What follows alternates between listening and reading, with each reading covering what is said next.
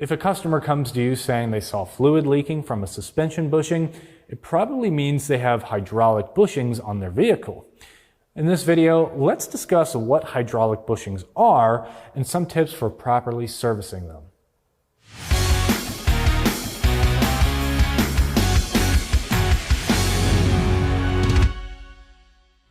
Hydraulic suspension bushings were developed in response to customer demands for smoother, quieter, and better handling vehicles.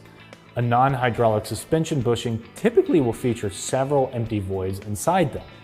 Unlike these conventional hollow rubber bushings, hydraulic versions are engineered with void spaces filled with glycol-based fluid instead of just air.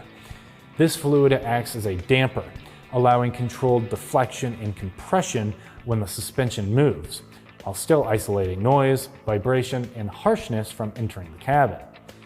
The benefit is a firmer bushing for crisper steering response and high-speed stability without compromising ride quality. Hydraulic bushings can deflect less under heavy cornering or braking loads compared to standard rubber bushings. However, all bushings eventually wear out over time and need to be replaced. Hydraulic ones can crack, tear, or leak their internal fluid just like their non-hydraulic counterparts.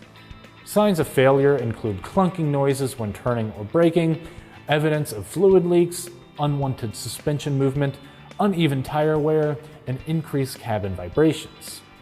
When the time comes for replacement, hydraulic bushings demand some special considerations and will likely be more expensive than hollow rubber bushings.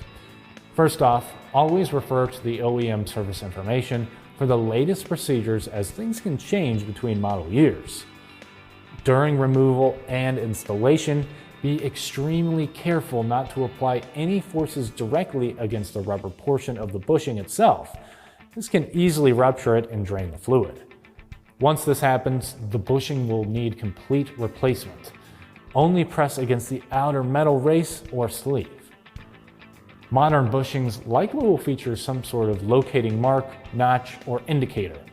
It's recommended to wait until the suspension is back at normal ride height before torquing the fasteners to specification. If the fasteners are tightened down with the vehicle in the air, the bushing will be forced to twist when the vehicle is lowered onto the ground, which means the bushing will always be twisting at normal ride height, leading to premature wear, tearing, or failure. Finally, conduct a four-wheel alignment if recommended in the service guidelines. Whether certain suspension parts need an alignment after service varies based on the vehicle's make, model, and usage. For more tire and service videos, don't forget to follow us on Instagram, Facebook, and YouTube. I'm Christian Hinton, coming to you from the Tire Review Continental Tire Garage Studio at Babcock's Media.